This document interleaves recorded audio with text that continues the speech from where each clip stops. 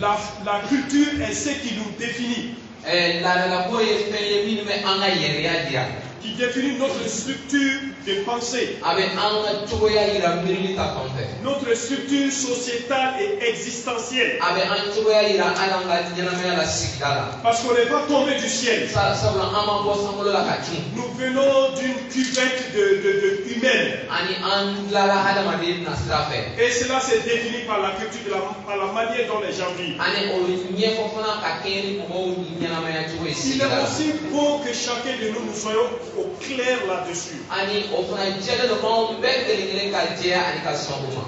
C'est pourquoi nous devons faire preuve de discernement et d'intelligence.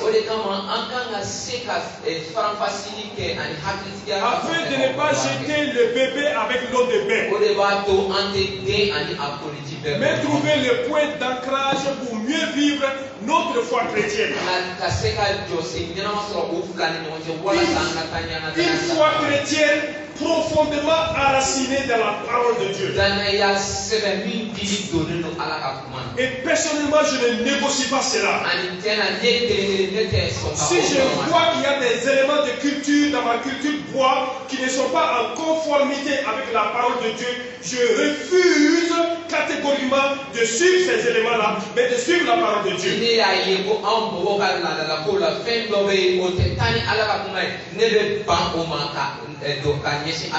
Je refuse de faire un mélange, une sorte de syncrétisme entre ma culture et la parole de Dieu, parce que la parole de Dieu, c'est elle qui doit être normative et diriger le comportement de chacun de nous, plus que notre culture.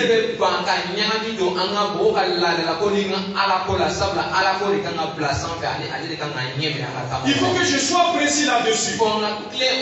Parce que je vois dans ce domaine-là, il y a tellement de doutes dans le milieu évangélique. Et j'ai même vu des fois au niveau des serviteurs de Dieu, nous parlons entre la culture et l'exactitude de la parole de Dieu.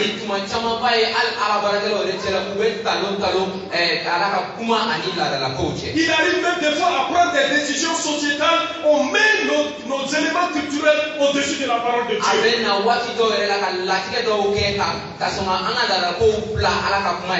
Il arrive même à gérer nos relations les uns avec les autres, on met nos cultures au-dessus de la parole de Dieu.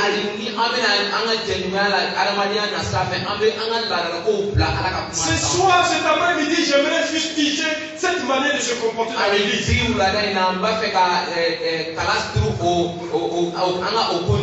Personne n'est au-dessus de la parole de Dieu. Dieu nous a donné sa parole non seulement pour la relation que nous avons avec lui, mais la relation que nous avons les uns avec les autres, mais également pour ériger le comportement qu'il nous faut en fonction du royaume de Dieu.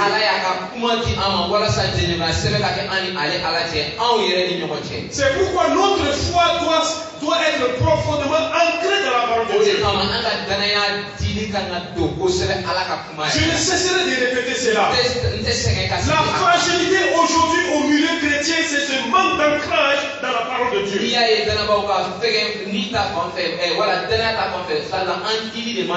des fois, nous les serviteurs de Dieu, nous ne donnons pas plus la profondeur que la parole de Dieu nous dicte.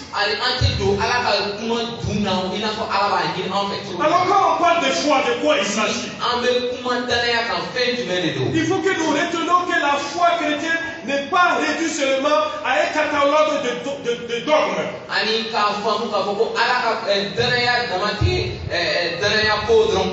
Ou bien un ensemble de doctrines. Elle est d'abord une relation confiante.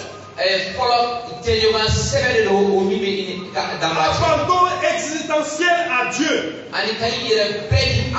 pour le salut et la vie entière. La foi, ce n'est pas seulement venir s'asseoir dans l'église.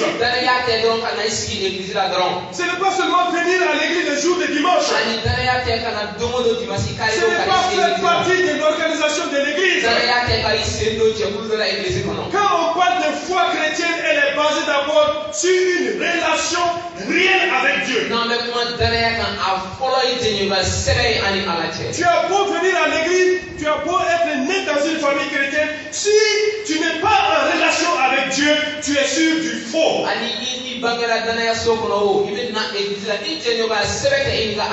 Parce qu'il y a des gens qui s'appellent chrétiens, mais au fond, ils n'ont pas l'identité des chrétiens.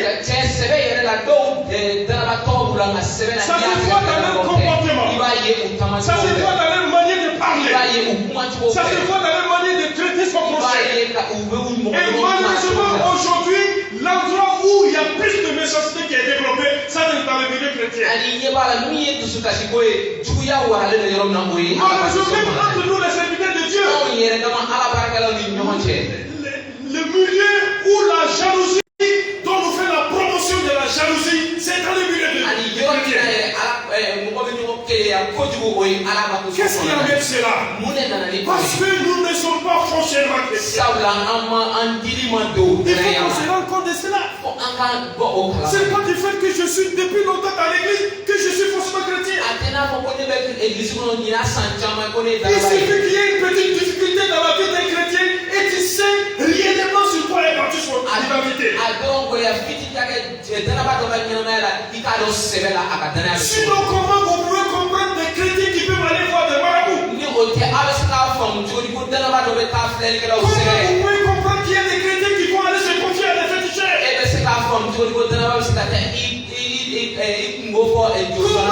comprendre que le chrétien vit en fonction que j'ai la chance que c'est du hasard? Alors que la Bible exige qu'on ait confiance en Dieu intégralement. Sans concession. C'est ça la foi. Être en relation avec Dieu sans concession. Abandonner entièrement sa vie entre les mains de Dieu sans concession. Parce que c'est ce que nous appelons foi n'est pas foi. Est-ce que nous avons été réellement réconciliés avec Dieu en Jésus-Christ? Est-ce que nous sommes habités par la crainte du nom de Dieu? Est-ce que nos vies sont remplies d'amour? Alors il est dit dans la parole de Dieu, seul le Saint-Esprit vient déverser l'amour de Dieu en nous. Mais aujourd'hui, ce qui domine, c'est que nous avons une foi émotionnelle dans l'église. Les gens dansent et chantent et ça s'arrête là. C'est creux. Ce n'est pas profond.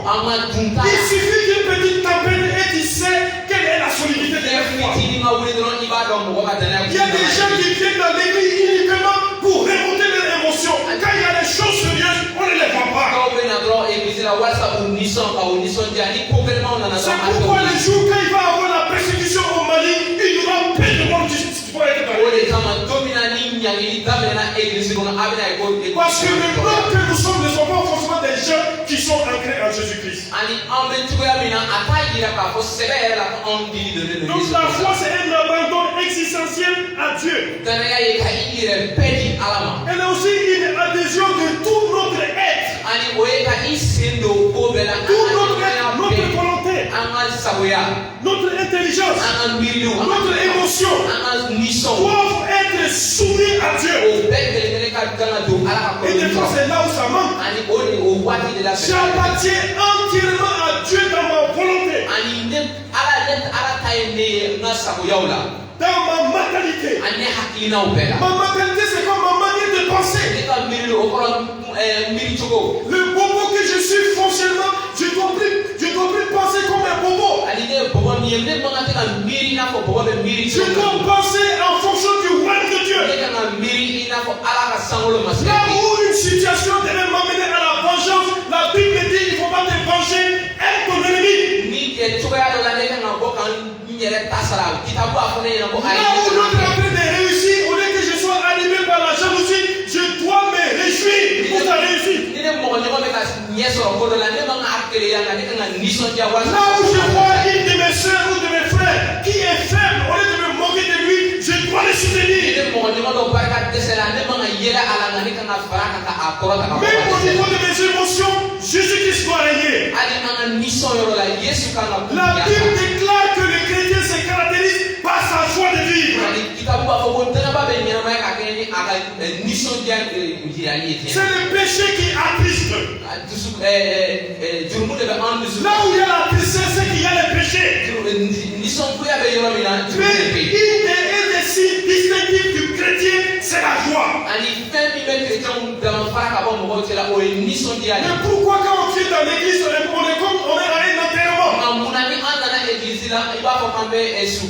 Pourquoi quand les gens sont dans l'église, ils n'ont pas une conviction ferme? Ça montre que votre fondement n'est pas solide. Ça montre que tu es touriste chrétien. Il y a beaucoup de touristes chrétiens aujourd'hui. Il y a non seulement des chrétiens religieux, ils sont seulement assis sur les dogmes. Ils disent, oh, notre église est la meilleure. Mais ce sont des gens qui sont foncièrement méchants. Ce sont des gens qui ne savent pas se réjouir du bien de l'autre. Ce sont des gens qui ne savent pas faire preuve de sensibilité par rapport aux besoins de l'autre. Je viens de découvrir une chose, que le milieu où il est difficile d'aider les uns et les autres, c'est le milieu chrétien. Et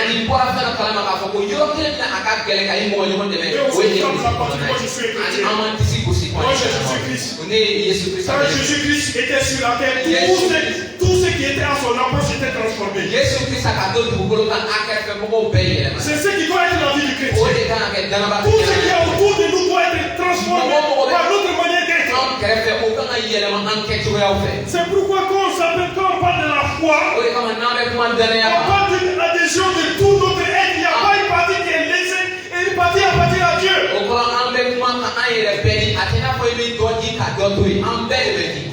Tout notre être, c'est notre volonté qui aimerait ton Dieu de tout ton cœur. Le cœur, c'est le siège de notre volonté. Tu aimerais de tout ton être, de toutes tes pensées. Les pensées sont, je pourrais dire que les pensées sont celles qui dirigent notre vie. Quand quelqu'un a des bonnes pensées, tu le vois dans son comportement et dans son regard. Parce que c'est à partir de nos pensées que nous prenons des décisions.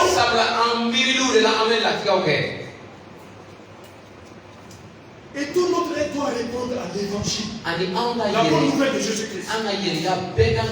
Romains chapitre 10, le verset 9 à 10. Il a dit, si tu confesses de ta bouche le Seigneur Jésus, et si tu crois dans tout ton cœur que Dieu l'a ressuscité des morts, tu seras sauvé.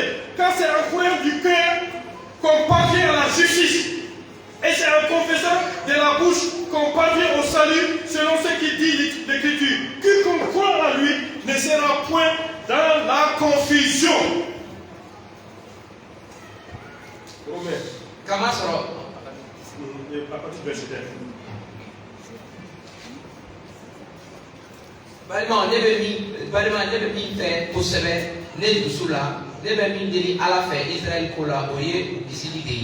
ne ye usere uye ko udusu bɛ ala ko la nka u ma cogo dɔn u ma ala ka tilennenya faamu u tun b'a fɛ ka u yɛrɛw ka tilennenw ye u ma bolo ala ka tilennenya ye Krista ye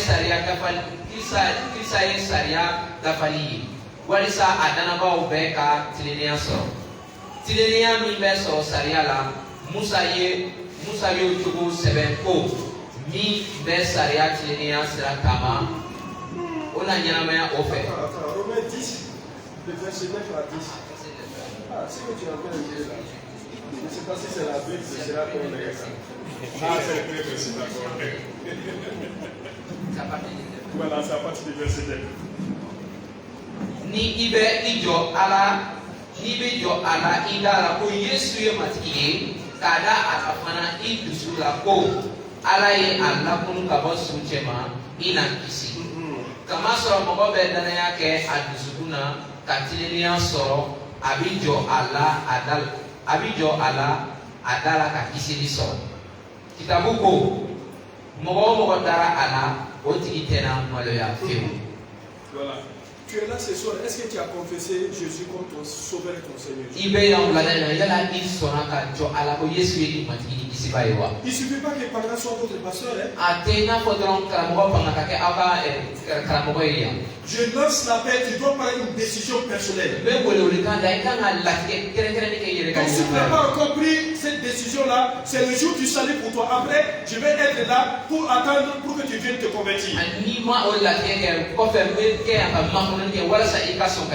tu es un chrétien touriste.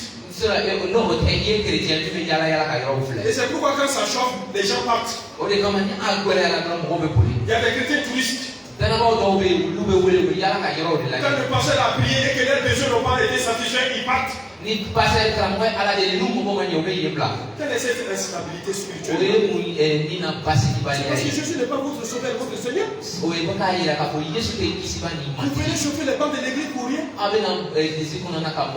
Donc vous avez l'occasion aujourd'hui, si vous n'avez pas encore confessé Jésus, de le faire.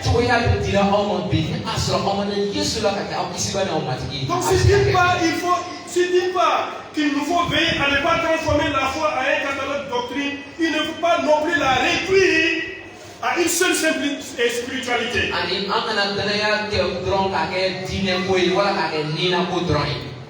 Notre vie, notre foi doit toucher notre comportement. Notre comportement en société. Il y a des gens, ils sont très chrétiens quand ils sont dans l'église, mais quand ils sont dans la cour, là où ils habitent, ils sont comme un païen. Quand tu les vois à l'école, ils sont comme des païens. Quand tu les vois en train de circuler dans les transports publics, ils sont comme des païens. Mais les dimanches, ils sont là comme des petits anges. Notre foi doit toucher foncièrement notre comportement dans la société. Une des choses pour laquelle je suis en train de pleurer aujourd'hui, c'est que le christianisme au Mali, excusez-moi du terme, n'est pas un christianisme, c'est transformationnel.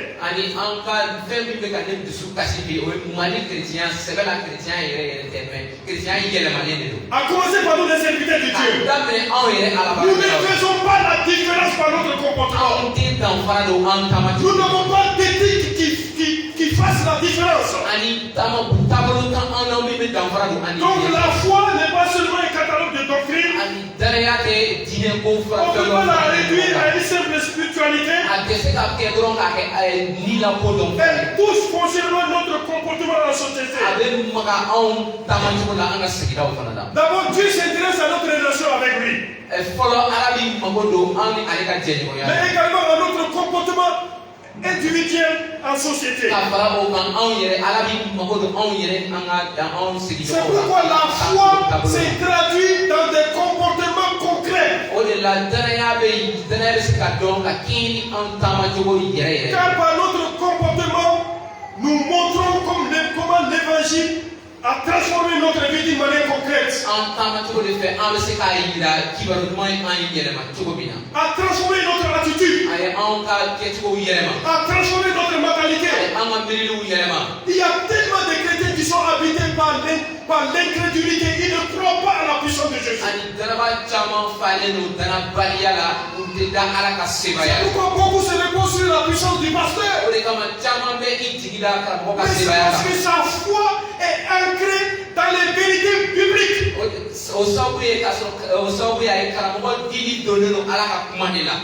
J'aimerais vraiment répéter ça ce soir. Parce que quand on parle foi et culture, il faut qu'on sache de quelle foi nous sommes en train de parler.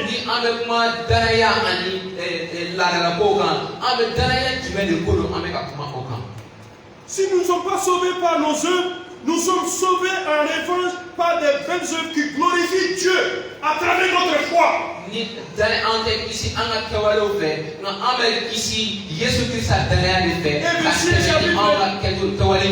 Éphésiens chapitre 2, le verset 9 à 10. Ce n'est point par les œuvres afin que personne ne se glorifie, car nous nous sommes son ouvrage ayant été créé en Jésus-Christ pour des bonnes œuvres. Est-ce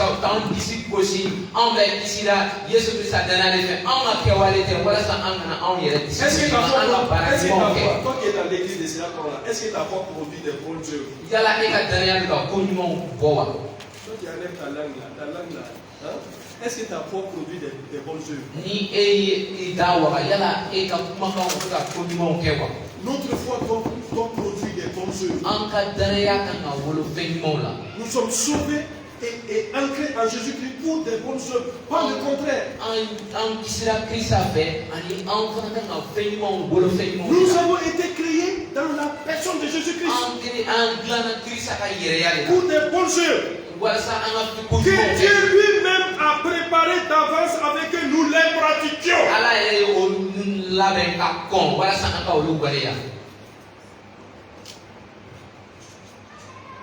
Vous pensez que c'est venir à l'église qui est une bonne œuvre?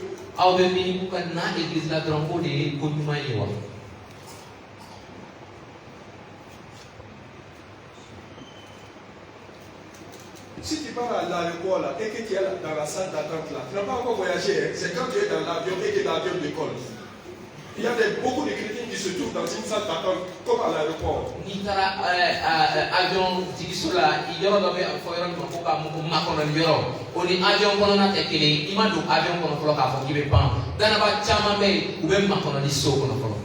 a des chrétiens dans ton église, ils sont dans une salle d'attente, ils n'ont pas encore décollé. Mais Dieu veut qu'on décolle avec lui. C'est pourquoi j'aime le christianisme. Parce que dans Éphésiens, il est dit que nous sommes assis dans les lieux célestes. Au fait, nous sommes en hauteur. On n'est pas assis, hein? Quand tu es en hauteur, là, qu'est-ce qui se passe? Quel est le symbole? Quel est le symbole? Je vous demande, je vous pose la question. Quelqu'un qui est en hauteur, là, quel est le symbole de plus fort? Hein? C'est la domination. Nous avons, le Saint-Esprit nous a transportés en Jésus-Christ pour qu'on puisse dominer.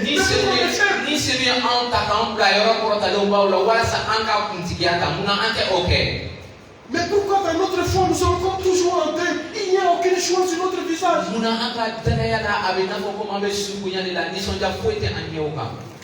Et nos besoins, notre foi se résume seulement qu'à nos besoins.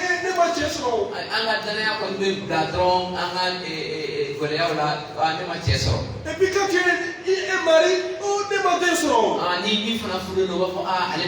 et puis si tu as des enfants,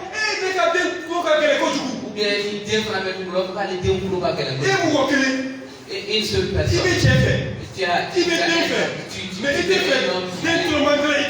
Tu veux des enfants, tu ne veux pas des enfants. Ça c'est le peuple de Dieu. Et moi j'ai eu une femme, mais je n'ai pas d'enfant. Mais qui t'a dit que quand tu vas te marier, tu vas avoir des enfants? Vous pensez que c'est une obligation à Dieu de vous donner des enfants?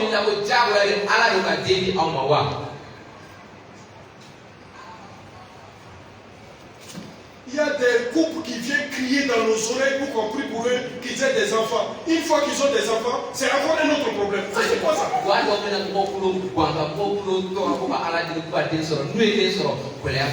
Ou bien les jeunes filles, parce qu'elle a terminé quand j'ai sorti, maintenant ils sont sortis dans l'église, la tournée, vous voyez. Ah mais t'as mis ça? Finalement, c'est le pasteur qui a prié pour qu'elle ne vienne pas à l'église.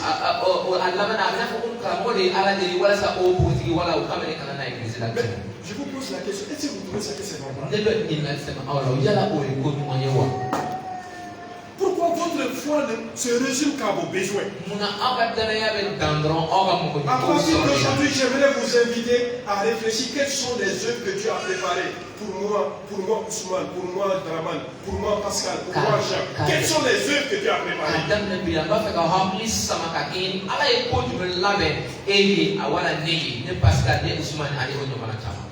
Mais j'ai trouvé aussi que le Nouveau Testament fait recours à l'image de l'âme et du fluide dans la question de la foi.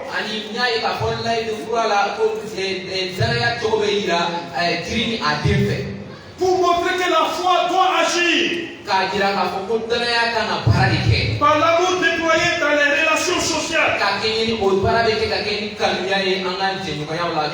saine, réfléchie, implique une conduite et une manière de marcher qui glorifie Dieu.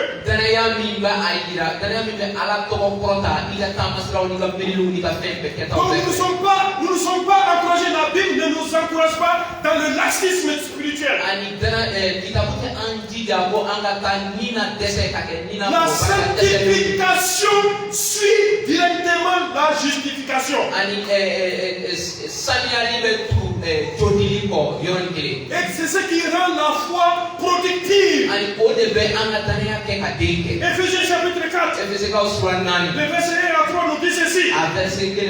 Je vous exhorte donc, comme les prisonniers dans le Seigneur, à marcher d'une manière digne de la vocation qui vous a été adressée en toute humilité et douceur, avec patience, vous supportant les uns les autres avec amour, vous efforçant de conserver l'unité de l'esprit par le lien de la paix. Et à toi.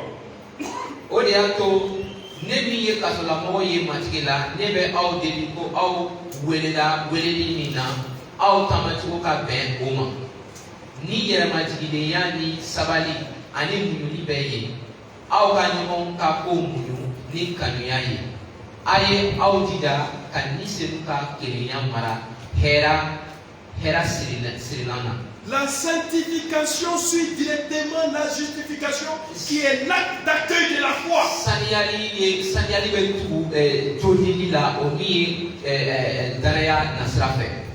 Comment nous comporter en tant que croyants? Comment mener une vie qui glorifie Dieu dans notre conduite de tous les jours? Comment marcher d'une manière digne de Dieu, supportant d'opérer un certain nombre de choix éthiques?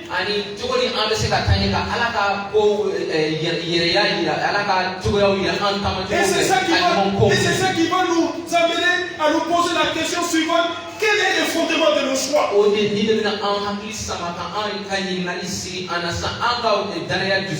Est-ce que nos choix se basent sur la parole de Dieu? Parce que les fondements de nos choix sont avant tout théologiques.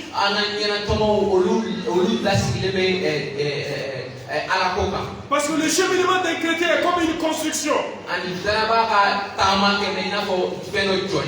Que Dieu lui-même il souhaite une construction de son caractère. Une construction des vertus que lui-même il développe dans sa vie.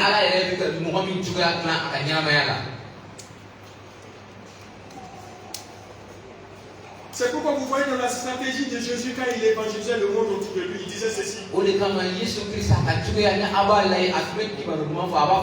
Parce que Jésus-Christ est venu multiplier sa vie dans ses disciples. Qui allait doit produire aussi des hommes qui s'investissent dans la vie d'autres hommes.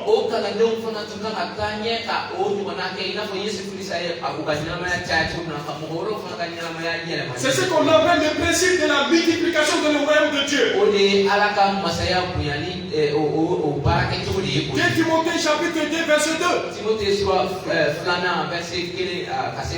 Toi donc mon enfant, fortifie-toi dans la grâce qui est en Jésus-Christ. Et ce que tu as entendu de moi en présence de beaucoup de témoins, confie-le à des hommes fidèles qui soient capables de lancer aussi à d'autres.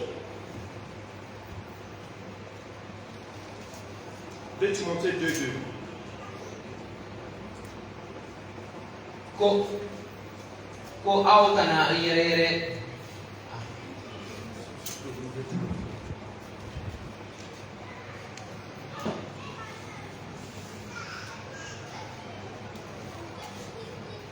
Iye ko minu me ne dala sere chama nyena ika olu kalifa dana mogo dawma olu min be se ka mogo weraw kalamfana. Donc notre foi doit produire de bons fruits.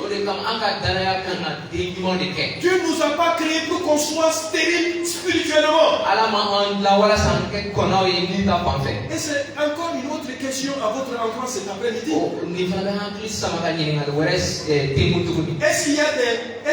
Est-ce que vous à votre tour, vous êtes en train d'accoucher d'autres vies.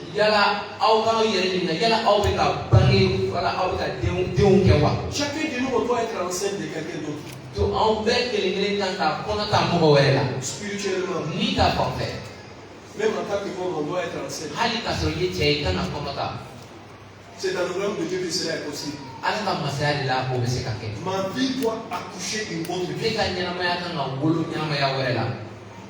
Est-ce que ta vie accouche une autre vie? Il y a des vies qui avortent aussi d'autres vies.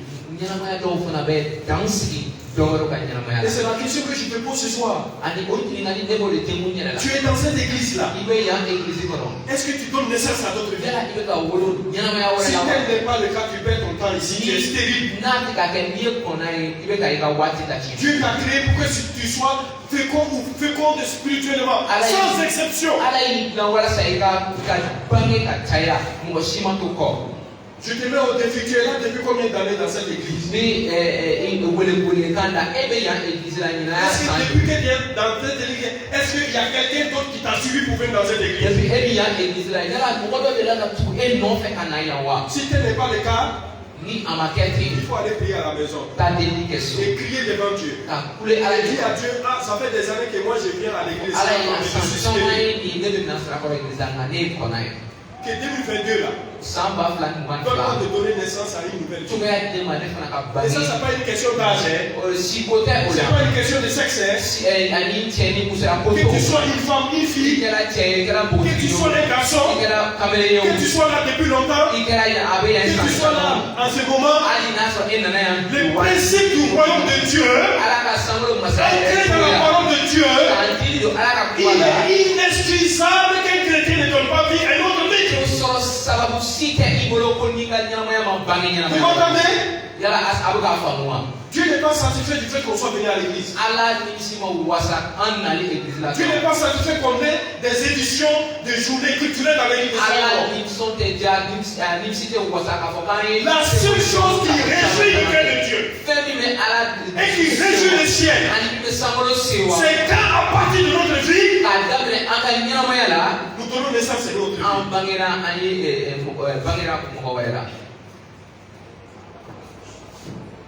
Alors vous me regardez comme si je suis un exemple intéressant.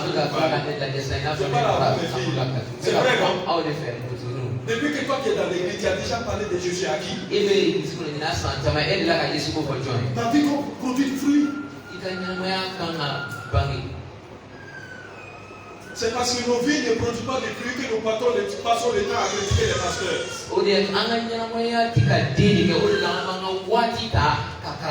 Quand tu vas commencer à t'occuper d'une nouvelle personne là, toi tu vas voir comment c'est une seule personne, avec que le pasteur s'occupe de plusieurs centaines. Quand toi tu vas t'occuper d'une seule personne là, tu vas voir comment c'est difficile.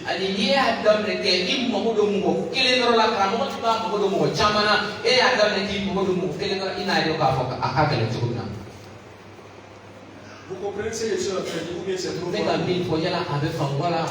De toute façon, c'est traduit en bambara. Donc quand vous allez aller à la maison là, les filles qui êtes là, posez-vous la question, est-ce que votre vie la même produit une autre vie?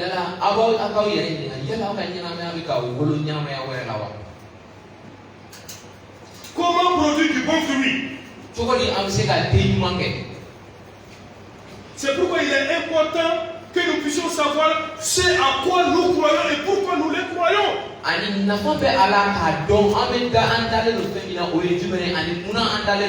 Nous devons savoir ce que nous ne croyons pas également.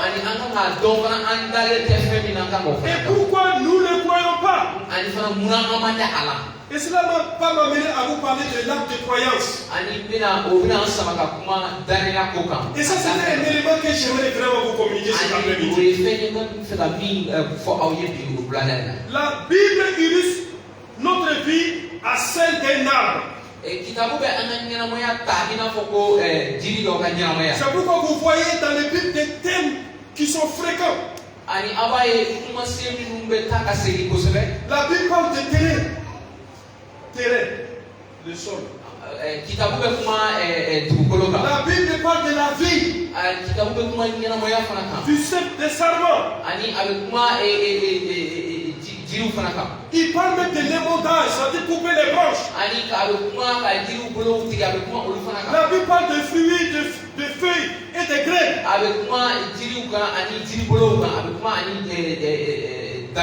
Pourquoi la Bible parle de cela? Parce que comme nos vies ressemblent à des arbres, pour un arbre, le sol représente notre vision du monde. Et notre vision du monde, elle est très importante. Dans l'arbre, il y a les racines. Elle représente nos croyances fondamentales. Et vous voyez, c'est la combinaison de ces deux-là qui donne la culture. La culture naît de notre vision du monde.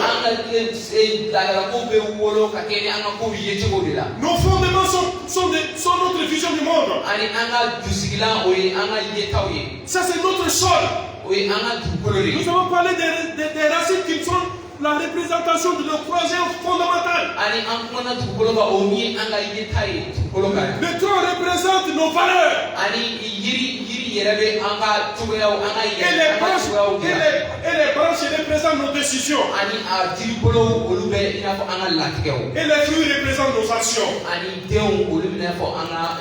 Vous comprenez l'image? À partir de ta vision du monde, tu produis des valeurs. Et tes valeurs donnent naissance à tes décisions.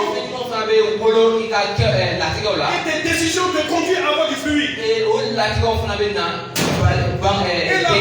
la plupart de nous, les Africains, nous avons une vision animiste.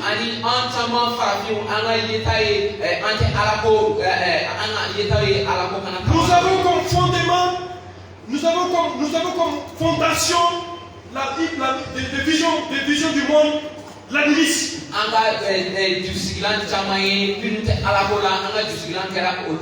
Et c'est ça qui donne naissance à notre culture. C'est pourquoi nous avons des difficultés.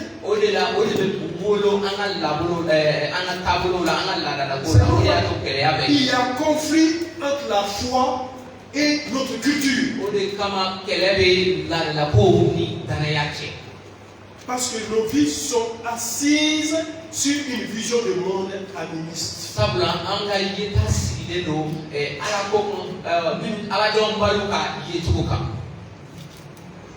C'est pourquoi il est important de connaître nos croyances de base. On n'a pas le temps de parler de ça, sinon un jour je vous parlerai de la vision du monde. Quelles sont les différences de vision du monde?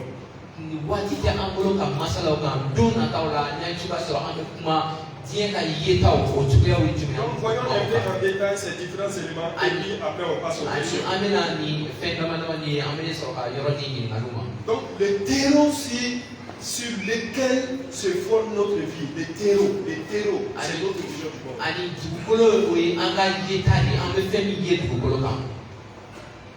Et il est important d'identifier dans quelle vision du monde nous avons été éduqués. Il est absolument important. Beaucoup d'entre nous ne connaissons pas quelles sont nos origines de base. Il est important également de savoir les gens qui nous entourent, quelle est la vision du monde. Même si nous sommes venus à Christ grâce à l'œuvre de la croix, quel arrière-plan a influencé notre famille?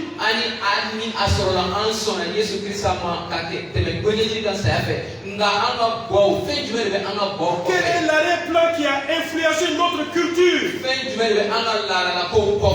Notre mentalité, même des fois de façon subtile.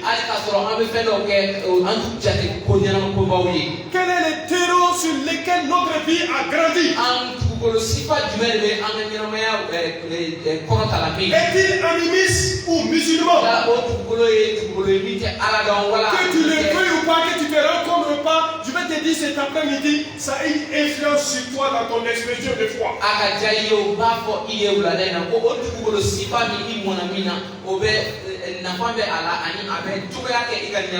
Parce que c'est ça qui affecte nos lunettes et nous fait voir.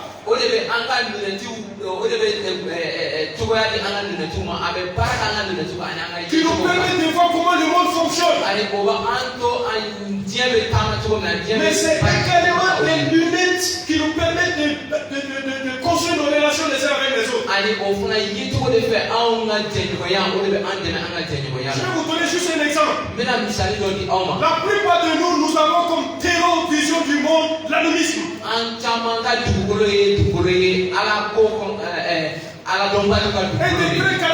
Et des traits caractéristiques du l'animisme, c'est le secret.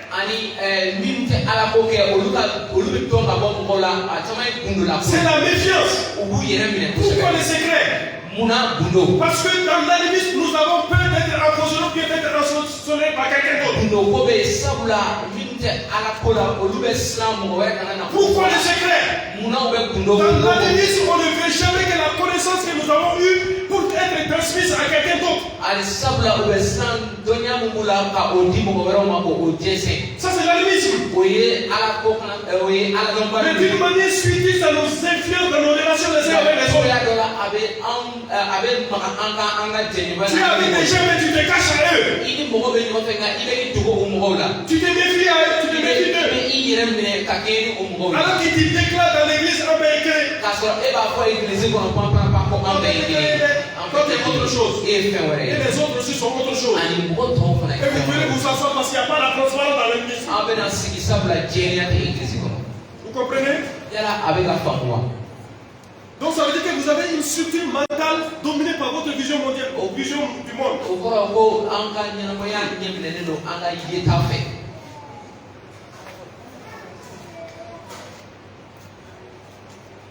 C'est pourquoi nous avons des problèmes avec la culture, parce que nous ne sommes jamais assis pour dire mais qu'est-ce qui a donné naissance à notre culture? Même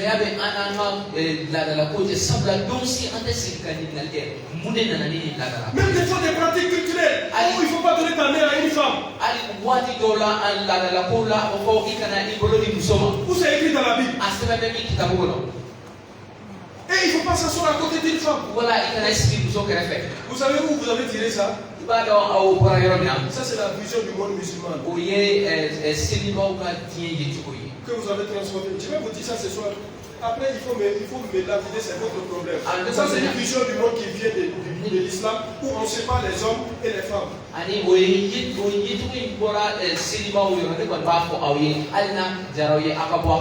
Et c'est même animiste. Moi je n'ai pas été animiste, mais le grand fétiche de notre famille se trouvait dans le champ de mon grand-père. Et de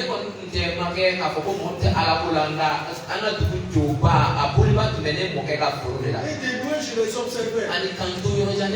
Ceux qui vont vous faire les sacrifices, c'est seulement les hommes. Les femmes là on les met à l'écart. C'est quand ils ont fini, moi je n'ai pas fait, moi j'ai observé. Quand ils finissent les sacrifices, parce que des fois même, il y a certaines pratiques, tu ne dois pas avoir d'intimité la nuit. J'ai vu ça dans mon village.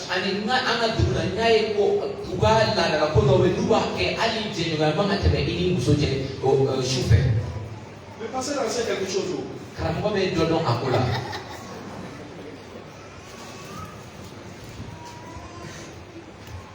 Vous comprenez maintenant? C'est profond, hein? La culture là. C'est profond, hein? C'est pourquoi nous avons des difficultés parce que tant qu'on n'a pas touché le fondement, la vision du monde, on ne peut pas s'en sortir. Mais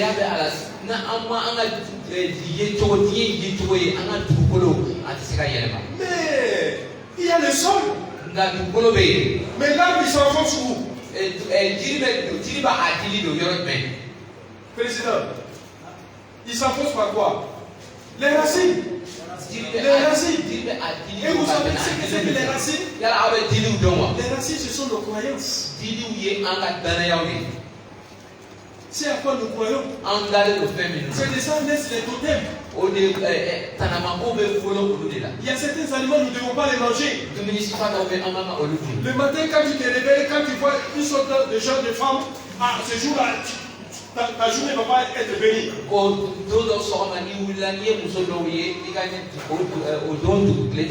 Nos croyances sont nos racines. Et nous voulons que l'évangile transforme nos cultures, qu'il n'est qu'une manifestation de nos racines. Et nos racines, nos croyances sont nos valeurs fondamentales. Et des fois, c'est de là que dépendent les mariages entre nous. On dit il ne faut pas se marier avec une telle ethnie. Comment on a trouvé tout ça? Ça, c'est nos croyances que parce que telle ethnie ne porte pas bonheur.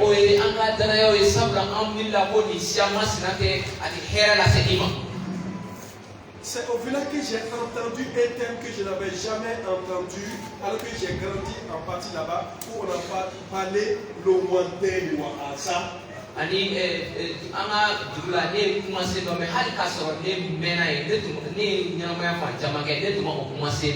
ça veut dire qu'il y a une vieille route entre nous.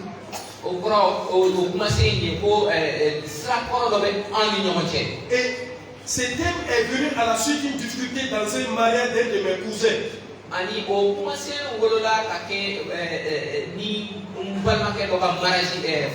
Et voici ce que la famille de la femme a dit à mon cousin. Il y a une vieille route entre nous. Il faut tout faire pour ne pas casser cette route-là.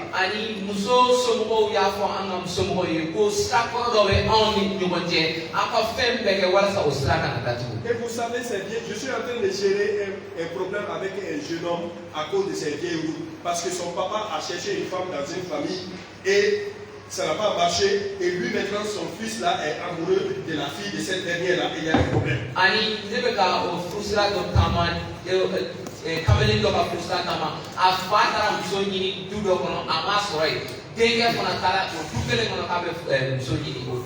Ils sont arrivés jusqu'à la dot et un beau jour on a ramassé tout ce qu'il y a à la dot. La grand-mère a dit, si jamais sa petite fille se marie à un tel garçon, ça va chauffer. Ils ont ramassé les affaires, ils ont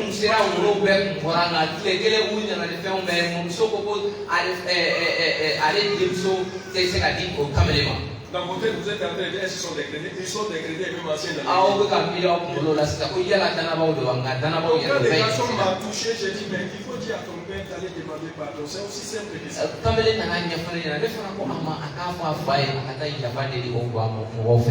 Est-ce que vous savez que les missions sont refusées?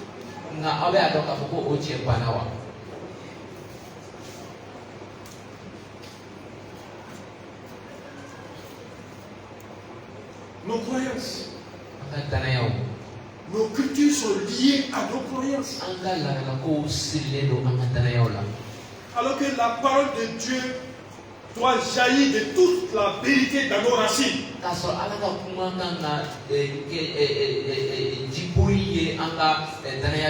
Sinon, nos âmes ne pourront pas faire de bons fruits.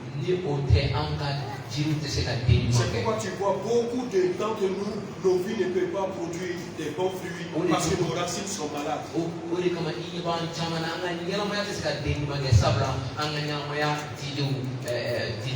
Parce que toutes nos croyances doivent être enracinées dans la parole de Dieu. Pour que nos vies puissent produire du bon fruit. Et c'est ce que Dieu attend de nous. Dieu veut que notre culture produise du bon fruit. Mais après, il y a les troncs. Qui sont nos valeurs. Nous devons apprendre à valoriser tout ce que Dieu nous a donné.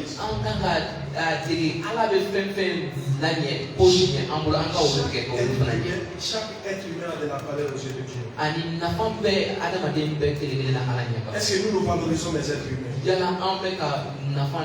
Est-ce que nous nous donnons de l'importance les uns aux autres?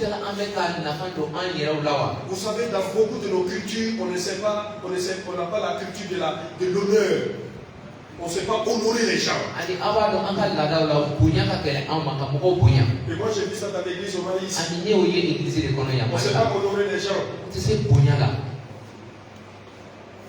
Tu es dans l'église, tu es tranquille, mais le jour où tu tombes en péché, là, c'est là que tu vas savoir que l'église existe. Même si tu es là en train de faire l'office, le jour que tu vas tomber dans le péché, là, c'est là que tu vas savoir que ta valeur était liée à ta fonction, à ta profession. Sinon, tu n'es rien.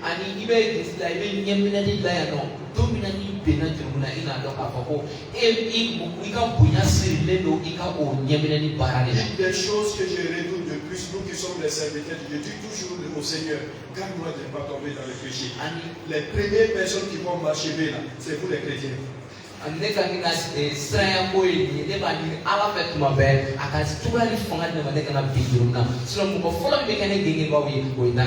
Vous avez ce que vous allez dire?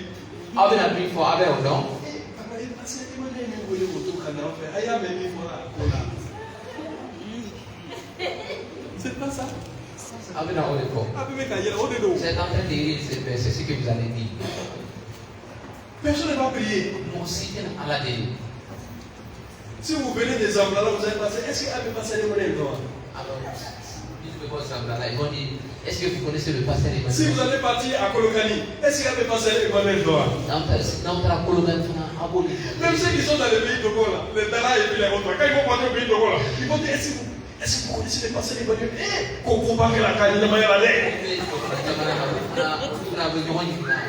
Mais je vais vous dire une chose, prier pour moi, c'est la chose que je redoute le plus parmi les chrétiens.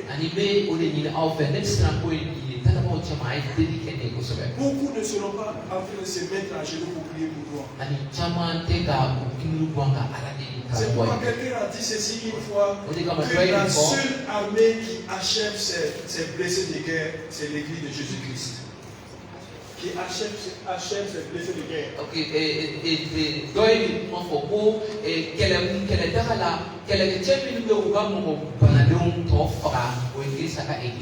Et vous avez entendu le pasteur Emmanuel après une deuxième fois.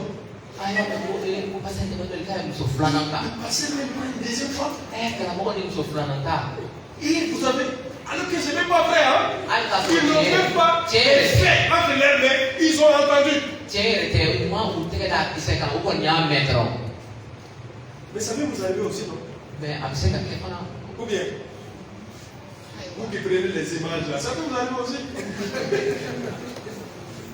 Vous voyez comment nous sommes? Nous ne valorisons pas ce que vous avez. Est-ce que vous avez déjà vu Dieu piétiner un pécheur? Même un pécheur. Je vais vous choquer cet après-midi. Est-ce que vous savez que Dieu aime les djihadistes?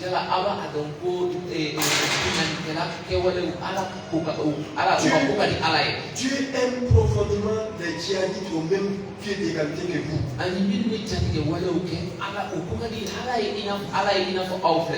Vous vous rappelez ce qui s'est passé à la croix? Est-ce qu'il n'est pas dit qu'il y avait des brigands à la droite et à la gauche de Jésus?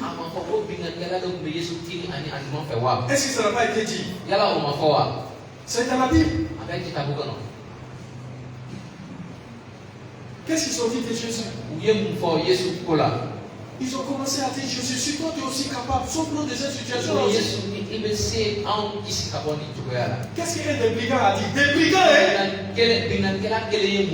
À un moment donné, un brigand s'est rendu compte que lui là, il est à la croix, mais il n'est pas un brigand.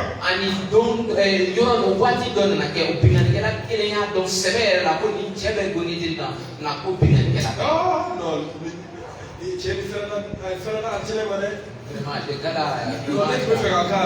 Parce qu'il n'est pas dans le du monde et l'autre qui serait disqualifié. Mais Dieu dit, il dit, sur le champ, il dit à Jésus, quand tu seras au ciel, souviens-toi de moi et sauve-moi. Les amis, c'est trop fort. Qu'est-ce que Jésus a déclaré? Il dit, à l'instant même. Jésus n'est pas allé seul vers son Père. Il n'est pas allé seul. Le premier a accompagné en dehors des biens et des autres qui n'ont pas accompagné. Le brigand a accompagné Jésus-Christ dans la fête.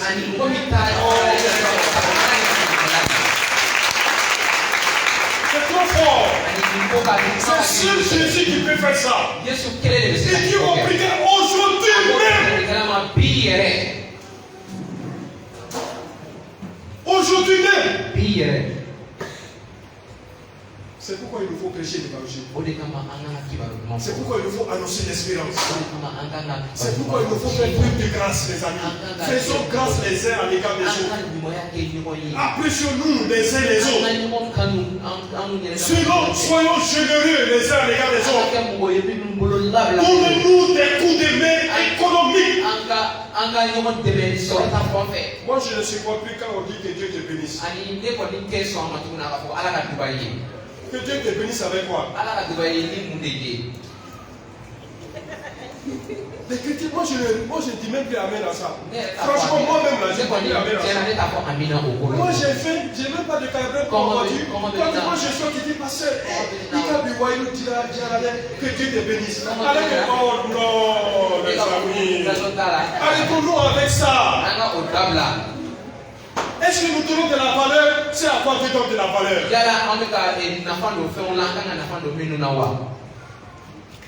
Après, il y a nos pères qui doivent produire les décisions. Quels sont nos principes de vie? Ensuite, il y a les fruits qui sont nos actions. Chers frères et sœurs, c'est tout cela qui constitue notre culture. Nos cultures. Comment tu t'appelles? Yvette Daboua. Traoré. Parce que Jaffa, les Yvette, les ont beaucoup de tabous et les beaucoup. Vous voyez les amis, la culture là, elle est complexe. C'est ce qu'on appelle l'art de la croyance. Je n'ai pas tous les temps pour vous donner ça. Mais j'ai voulu que vous vous rendiez compte, quand on parle de culture, on parle de nos valeurs, de nos croyances et de notre vision du monde. Et la parole de Dieu doit visiter tout cela. Sans concession. Et on doit émonder. Si nous sommes conformes avec la parole de Dieu, nous devons l'abandonner parce que Dieu n'agrée pas cela. Je voulais quand même vous donner ça. Est-ce que ça va? Est-ce que ça a déjà répondu à certaines questions? Alors je vais passer aux réponses aux questions qui sont déjà là. Vous êtes d'accord avec moi?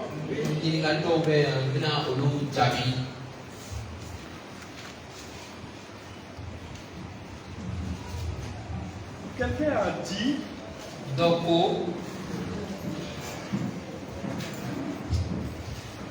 la première question que Jean-Baptiste, n'est-ce pas que Jean-Baptiste dit qu'il baptise d'eau, mais celui qui vient, Jésus, vous baptisera du Saint-Esprit. Est-ce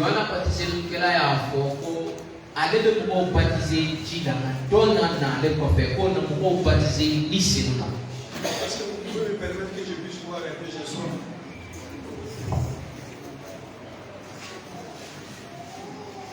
Il faut valoriser ce que Dieu valorise.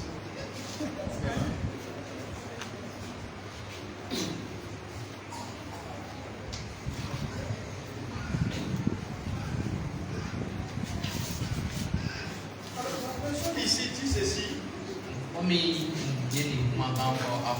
Est-ce que si Jésus baptise en esprit, pourquoi entrer encore dans l'eau de baptême aujourd'hui?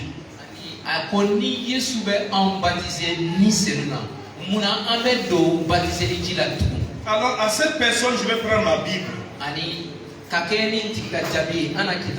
Et on va ouvrir Marc 16. Et ceci.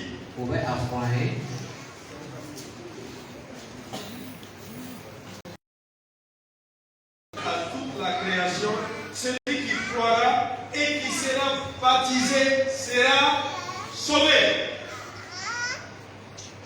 Donc le baptême n'est pas caduc, il est d'actualité, il fait partie de notre foi chrétienne.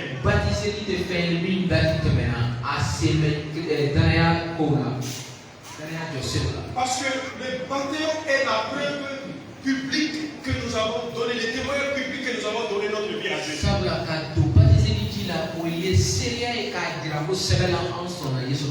vous savez, c'est même un paravent contre les mensonges de l'ennemi. C'est un paravent contre les mensonges de l'ennemi. Une sorte d'obstacle à l'ennemi.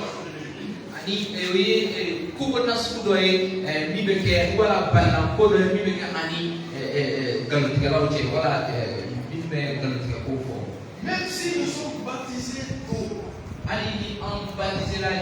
mais nous avons besoin d'être baptisés du Saint-Esprit également. Même si des fois ça ne correspond pas à la doctrine de cette église. Nous avons besoin du baptême du Saint-Esprit, de la bonne présence de la puissance du Saint-Esprit dans nos vies pour qu'on soit des témoins efficaces.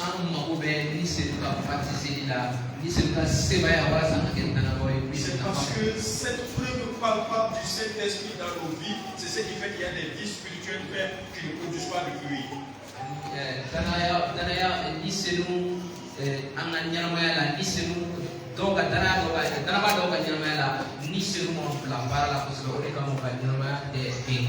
Deuxième question est la suivante. À la lumière des 5 ministères que le Saint-Esprit a donné à l'Église. À la lumière des 5 ministères que le Saint-Esprit a donné à l'Église.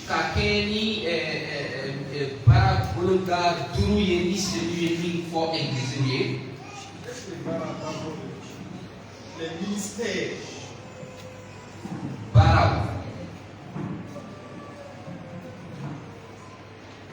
Qu'est-ce que c'est pas la parole?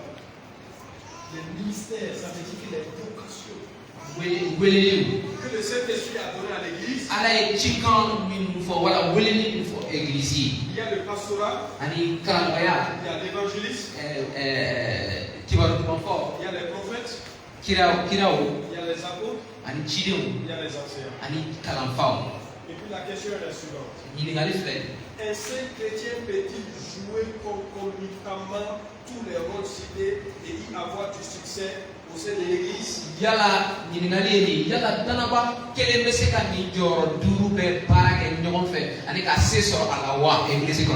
Alors encore de la parole de Dieu. Dans Éphésiens chapitre 4. Écoutez-moi bien attentivement. C'est que je veux qu'on base nos réponses sur la parole de Dieu. La personne dit, est-ce qu'une seule personne peut remplir ces 5 ministères?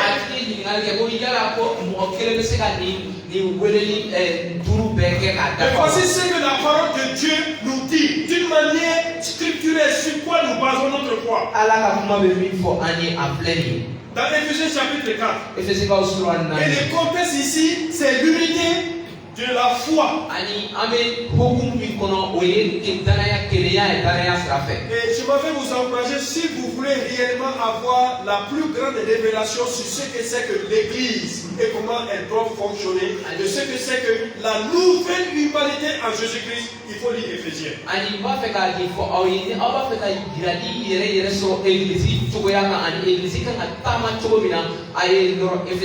C'est une chef d'œuvre extraordinaire que Dieu a révélée à l'apôtre Paul. Il n'y a pas un épître aussi profond parmi tous les livres de la parole de Dieu qui vaut encore l'Éphésiens. Et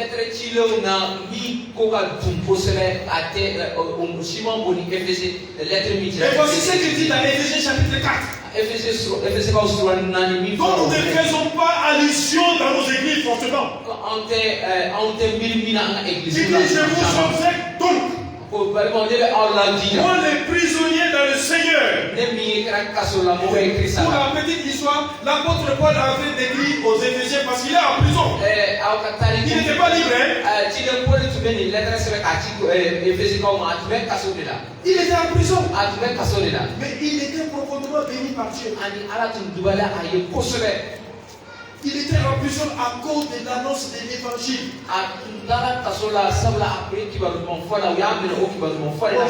Il faut qu'on s'attende à ça qu'un jour on peut aller en prison à cause de l'annonce de l'évangile. Il faut qu'on s'attende à ça. Vous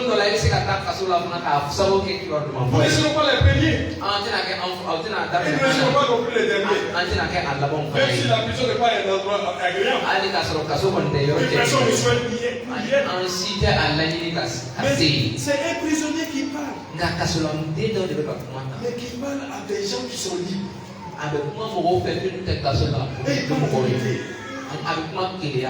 Et il dit, marchez d'une manière digne de la vocation qui vous a été adressée en toute humilité et douceur. Éphésiens chapitre 4, le verset 1. Avec patience, vous supportant les uns les autres avec charité, vous efforcez de conserver l'unité de l'esprit par le lien de la paix. Il y a un seul corps et un seul esprit. Comme aussi vous avez été appelés à une seule espérance par votre vocation. Il y a un seul Seigneur et une seule foi et un seul baptême et un seul Dieu et Père de tous qui est au-dessus de tous. Mais à chacun.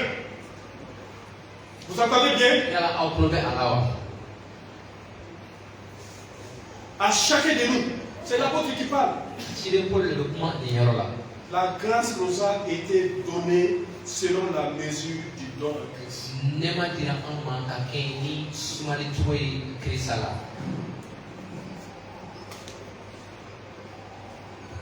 Et ensuite au verset 1, voici ce qu'il va dire. Et il a été donné les uns comme apôtres. Les autres comme prophètes. Les autres comme évangélistes. Les autres comme pasteurs et docteurs. Pourquoi? Verset 12. Pour le perfectionnement des saints en vue de l'œuvre du ministère et de l'édification du corps de Christ.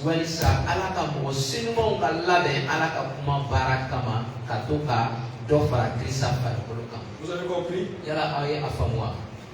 Ces ministères ont été faits donc à l'église, à différentes personnes pour l'édification. Ça veut dire que le système de fonctionnement ministériel de Dieu, dans le royaume de Dieu et dans l'église, doit être collégial.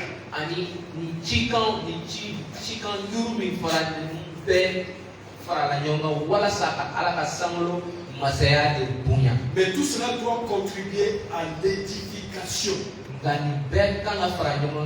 et au perfectionnement des saints que vous êtes. Une personne ne peut pas remplir tout ça. C'est pas possible. Il y a une seule personne, le Fils de Dieu, qui a pu remplir ça. Mais nous autres là, à chacun de nous on a une différence. Vous comprenez? Troisième question. Est-ce que la culture peut avoir des impacts sur notre foi en Jésus-Christ? La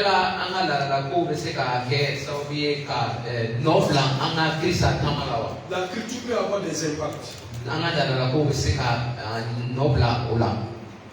La culture peut nous empêcher de grandir en Jésus-Christ. La culture peut nous prendre en otage.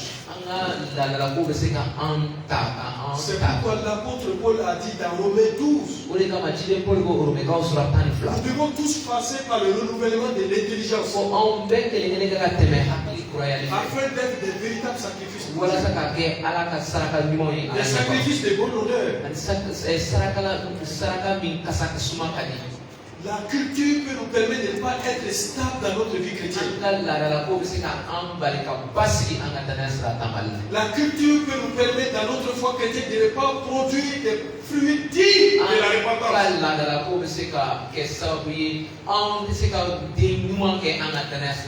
Quatrième question. Est-ce que les chrétiens doivent prendre le sacrifice en commission? Je n'ai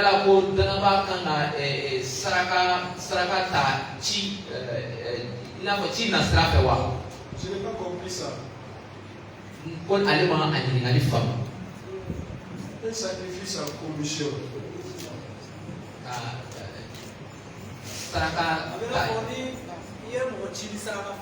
Mais non. Ah, j'ai compris maintenant. Parce qu'il y a les fétiches du village. Chaque année, chacun de nous, on doit apporter notre part. Et comme moi je suis devenu chrétien, mais j'envoie Jean Bagayogo.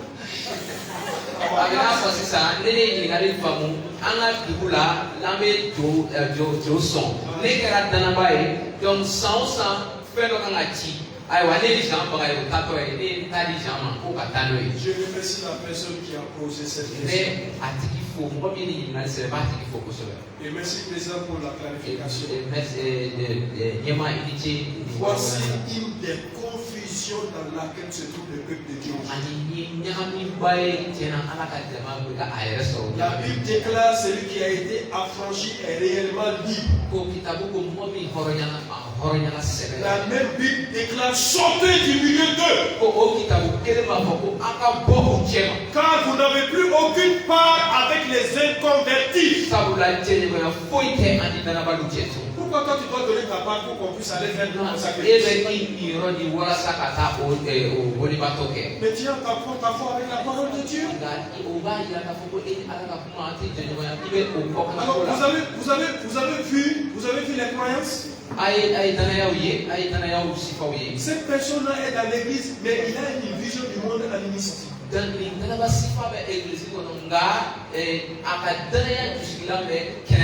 Sa vie n'appartient pas totalement à Jésus-Christ. C'est ça, non? Donc si tu es dans cette même situation dans l'église là, il faut venir te répartir auprès du pasteur. La Bible condamne formellement cette pratique. Nous n'avons plus aucune part avec les sacrifices de nos fétiches du village. Et c'est ça. Il y a ça, mais c'est ça qui rend la politique difficile au Mali aujourd'hui. Je vais finir, je vais te donner la parole. Et c'est ça qui rend des fois difficile la pratique du football dans notre milieu. Vous vous rendez compte que vous êtes dans un parti politique et il y a les élections, ils vont me dire allons-y à Ségou, on va aller voir un marabout là-bas. Tout le monde va aller.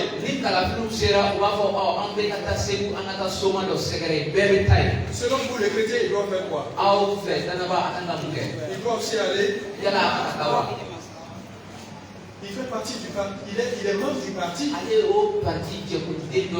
Alors il va aller dire au chef du parti, moi je suis chrétien, je ne vais pas aller. Et le chef du parti va dire, si tu ne pars pas et qu'on ne gagne pas les élections, ça sera ta faute.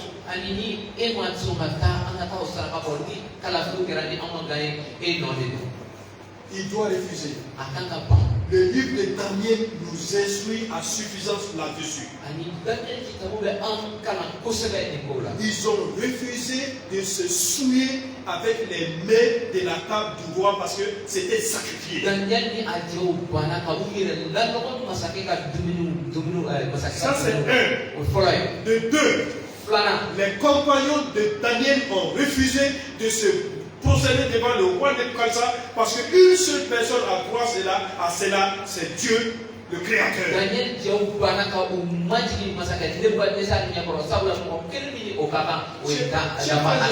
Le chrétien doit vivre sans compromission. Quelle qu'en soit la pression qui est sur lui, quelles qu'en soient les difficultés qui vont naître à la suite de sa décision. Les compagnons de Daniel ont dit, même si il venait que Dieu ne nous sauve pas, nous n'allons pas nous concerner devant toi comme ça. Il y a une seule personne qui a droit à ça, c'est Dieu notre Créateur, à qui nous appartenons.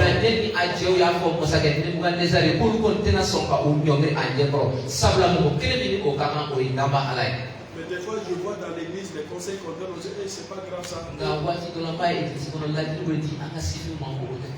C'est chrétiennement vocation même ça.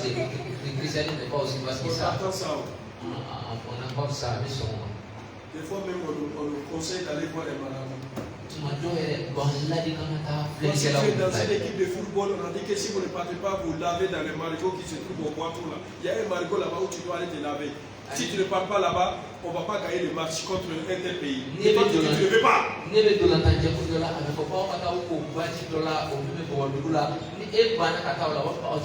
Est-ce qu'en football ça n'existe pas? C'est très courant en football. Mais le chrétien doit rester dans sa confiance au Seigneur. C'est en lui réside sa force. C'est en lui réside sa confiance. Et c'est à lui seul qu'il appartient. Il ne doit pas se compromettre.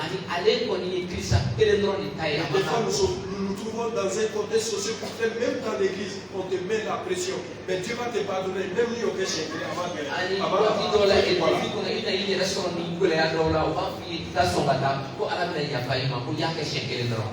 Mais on ouvre une porte au démon.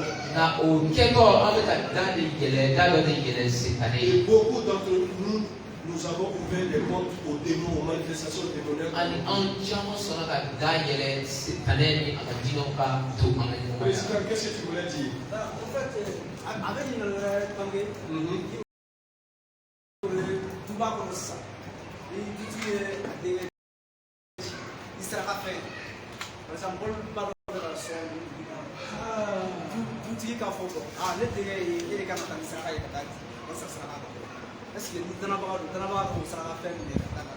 Non, même si c'est ton père, vaut mieux honorer Dieu que d'honorer les hommes. Vaut mieux obéir à Dieu que d'obéir aux hommes. C'est la déclaration que Pierre et les autres disciples ont dit au chef religieux d'attendre. Ils ont dit, vous n'annoncerez pas le nom de Jésus à Jérusalem. Ils les ont déchiquetés. Et ils les ont libérés. Et Pierre a déclaré, vaut mieux obéir à Dieu que d'obéir aux hommes. Ton père est envoyé. Mais toi qui as envoyé, est-ce que tu es différent des gens qui sont là-bas?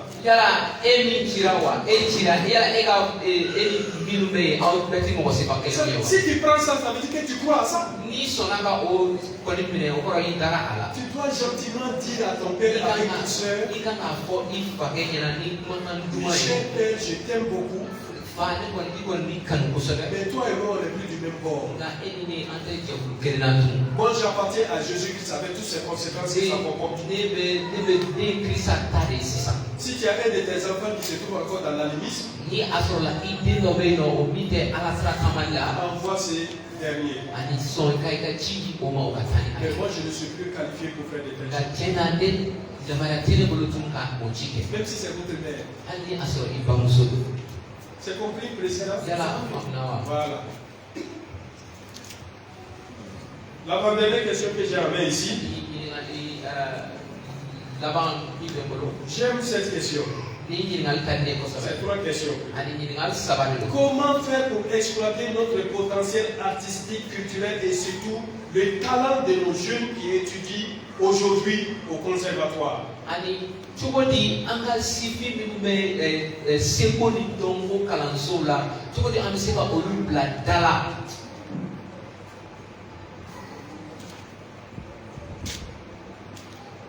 Est-ce que vous n'êtes pas en train d'apprécier les médias pendant ces temps de conférence?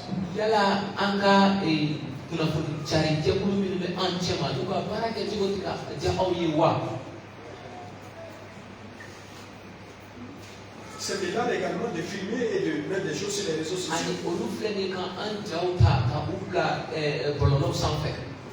L'église est arrivée à un point où elle doit s'arrêter pour voir comment donner des possibilités à toutes ces potentialités de s'exprimer dans l'église.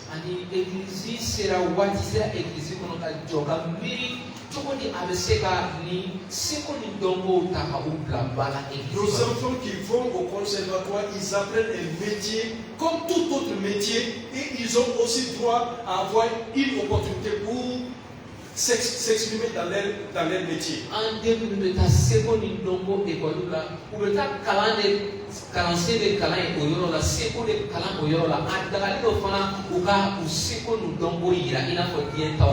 Mais j'aimerais également dire à ces gens qui font le conservatoire, si vous êtes dans l'église, mettez-vous au service du Seigneur par rapport à votre talent et par rapport à votre formation.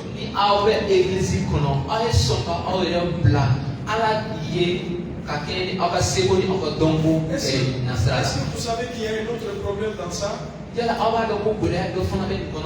On accuse l'église que l'église ne donne pas des opportunités, mais ceux-là aussi qui ont cette potentialité-là ne sont pas prêts à servir le Seigneur en tant que bénévole dans l'église.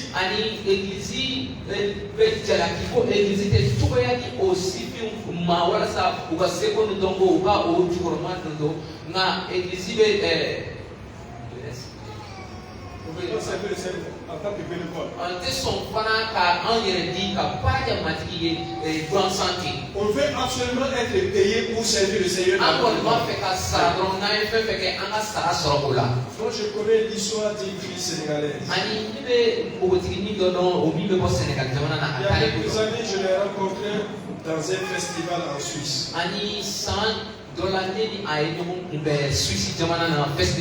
C'était une choriste de Lokwa Kanza. Donc j'étais allé au festival invité par une amie journaliste avec ma femme.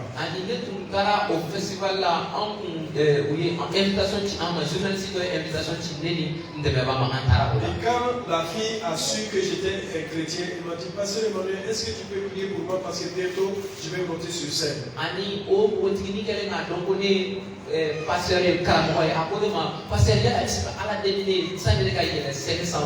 Et c'est comme ça que j'ai su qu'elle était chrétienne.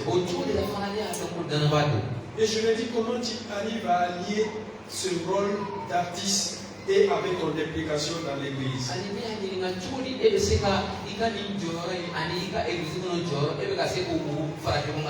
m'a dit, Pasteur Emmanuel, elle est à Paris. Pasteur Emmanuel, j'ai eu beaucoup de difficultés avec l'église.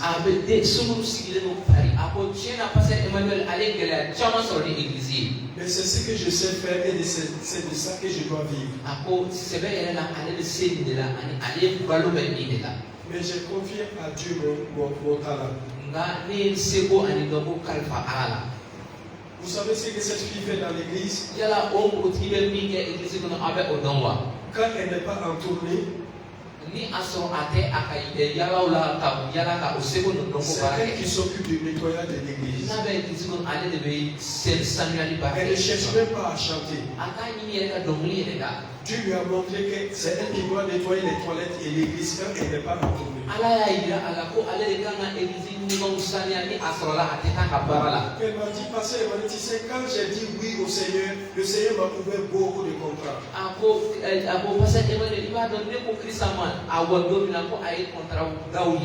Elle dit même c'est à la suite de ça que Luka Kanza l'a fait appel et c'est une des meilleures choristes africaines au monde.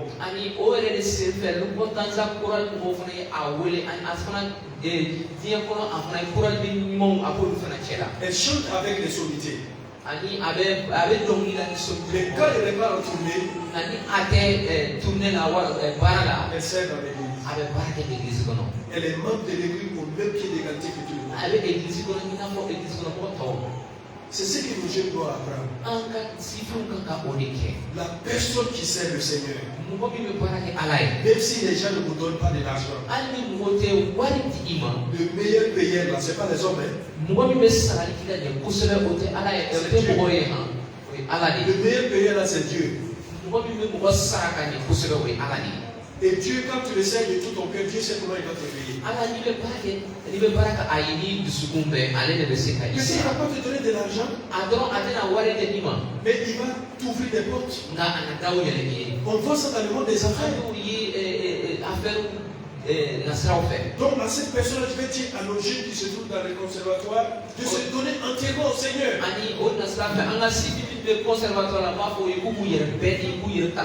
Mais l'église doit aussi être sensible. Ça c'est une grande douleur pour moi dans nos églises. Le jeune qui a fait les conservations ou bien qui a un métier qui sert l'église, nous devons être en mesure de les encourager aussi.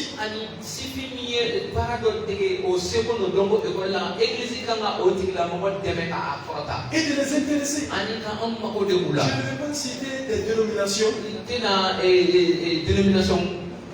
Mais il y a des dénominations qui utilisent à bon escient les multimédias dans leurs églises.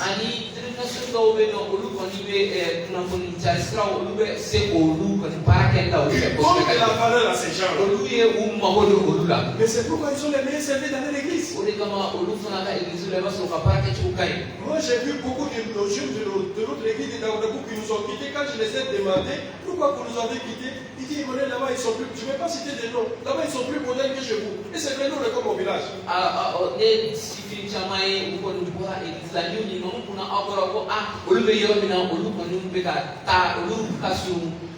Il y a un équilibre qu'il faut avoir. Bon frère.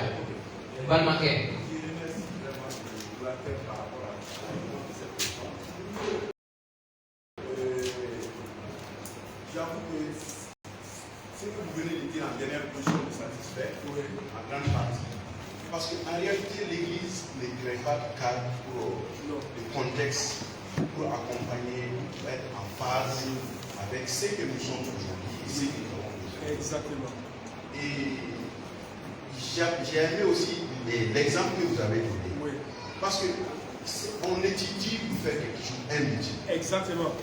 Maintenant, comment faire la différence entre ce métier que j'ai appris, la danse moderne, la danse que j'ai appris, le théâtre que j'ai appris, je ne sais pas, le chant que j'ai appris, comment je peux l'exercer, mais dans un contexte de monde, c'est le monde. L'Église nous dit de ne pas confondre le monde et l'Église.